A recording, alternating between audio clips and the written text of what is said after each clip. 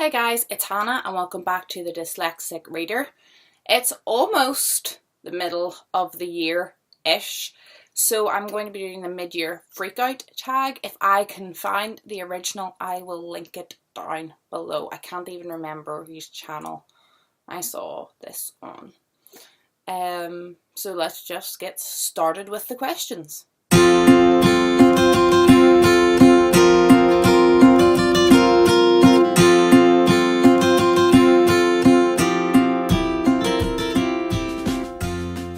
Question 1. Best book you've read so far in 2017. I found this really hard to quantify because I was scrolling through my Goodreads and I was scrolling through the 5 stars and I saw so many. I was like, oh, but that was really good. Oh, but that was really good. And I found it hard to pick. But what it came down to was I like books that are original, even if the genre or the age group, isn't much targeted towards me. I like a book that does something new and does something that I haven't seen before. And for me, that was 13 Minutes by Sarah Pinsborough. That's how I want to pronounce it. This was really different for me. It was a mystery, and I have read a lot of mysteries. Mystery is like my genre. But this was different. It's about a girl who is clinically dead for 13 minutes and she's found and she doesn't have any recollection of what happened to her and how she got in the river. So they assume that there might be foul play and that it's probably someone close to her.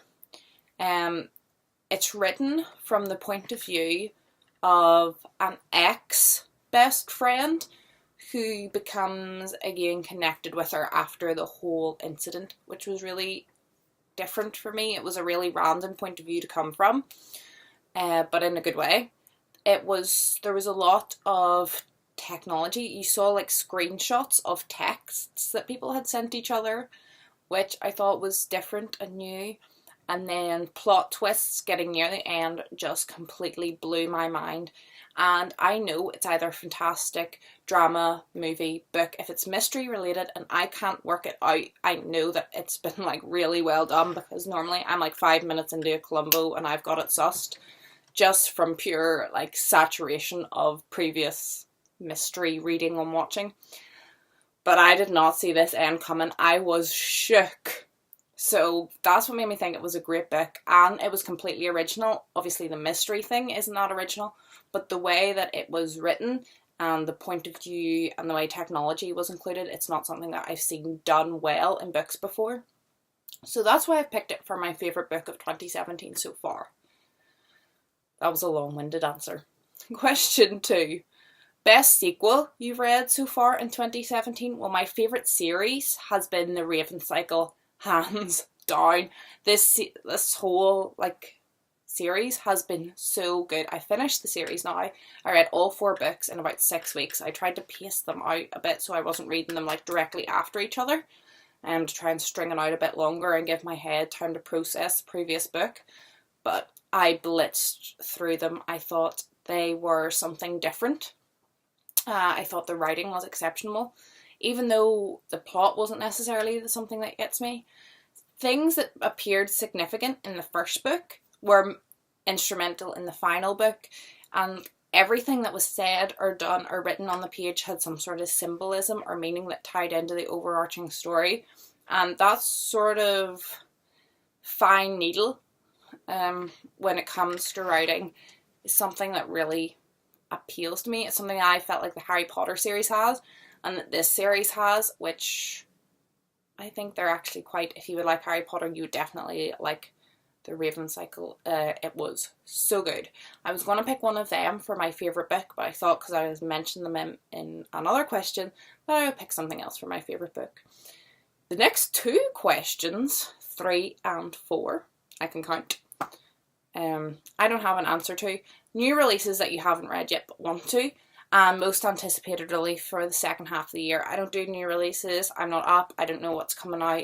I don't know what's new or what's not. So I have no clue on what's coming out or anything else. If I hear about a book on BookTube or get a recommendation and I really want it, I will look for it in the library. If the library don't have it, I will buy it secondhand online. But mostly like 90% plus of my books are from the library. So I don't really buy new books, because you can't buy new books secondhand. You have to get them full price, and I'm not about that life. I'm just not. I was saying to my boyfriend, I don't think I've ever bought a full price book. I have had some gifted to me, but I don't think I've ever bought a full price book myself. Question 5. Biggest disappointment. I read an Agatha Raisin book, or I didn't read it. I started to read it. This was a BBC radio mystery drama which was put into books. It was bad. The writing was bad. I thought it was very stereotypical. I thought that it was boring, and parts I found downright just sexist and mean, and I didn't finish it, and I thought I was going to love it because it's like mystery set in like quaint English countryside, which is like totally down my alley for like an easy read. No, the writing was bad and it was nasty. I don't want to say any more really about it. Biggest surprise was The Darker Shade of Magic by Fee Swab. I'd seen this about a lot. I wanted to read it. I still haven't picked up the second or third book in the series, but I really do want to. It is not my genre. It is not my style. It's YA, so it's not like really the age group that I would read.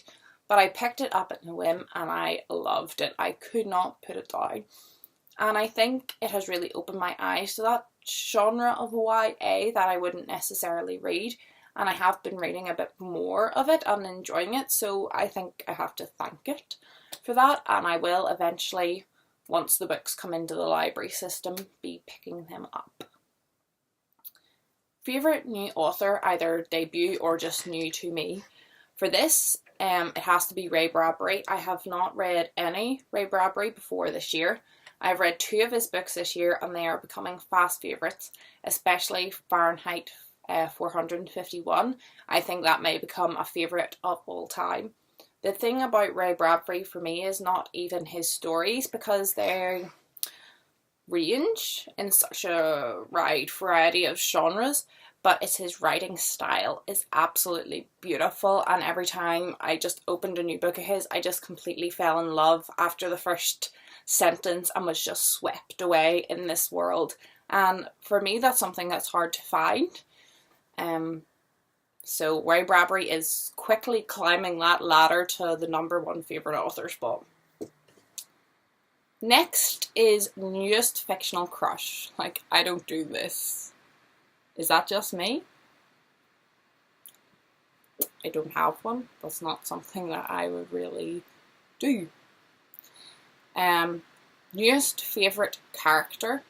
This is Clarice McLennan from Fahrenheit 451. She is not a main character by any stretch of the imagination. She is minimal in the book, but I think that the impact she has, and it shows how a person, even a young person who doesn't really do it intentionally, but by staying true to themselves and really looking for what's important, the impact they can have in the people around them's lives can really be life-shattering, and sort of the importance of everyone's self-worth and the importance of being yourself, I think, is a message she conveys beautifully for such a minor character. Book that made you cry. There May Be a Castle by Piers Torday. This book was beautiful and the ending had me in bits. I didn't see it coming. It's about a family who are in a car crash, and the little boy has a wild imagination and has clearly got some sort of brain injury. He leaves the car, but he imagines he's in a fictional world where his favourite toy has come to life and is an actual horse. And he's trying to find this castle. He's obviously, his brain's trying to steer him to safety, and his other family is trapped in the car, and his sister is the only one that's conscious. So it flips between his fictional world and the sister's world, so you actually get like a time scale of how long the boy's been out, what the weather conditions are like, because it's like Christmas Eve and the snow is like feet thick, and the whole thing about the importance of like family. It's just beautifully done. I don't want to spoil the ending, but I was a mess come the final chapter.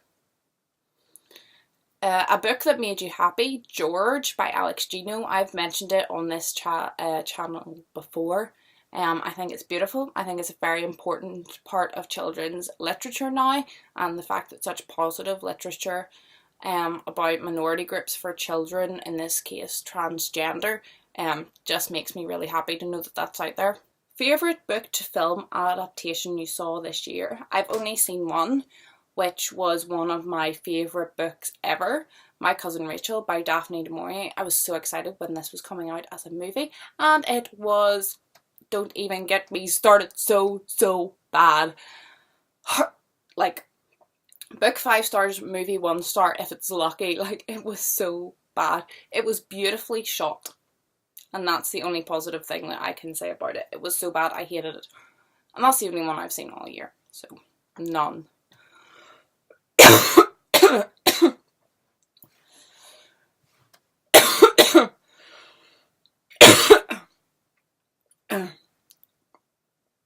Favourite review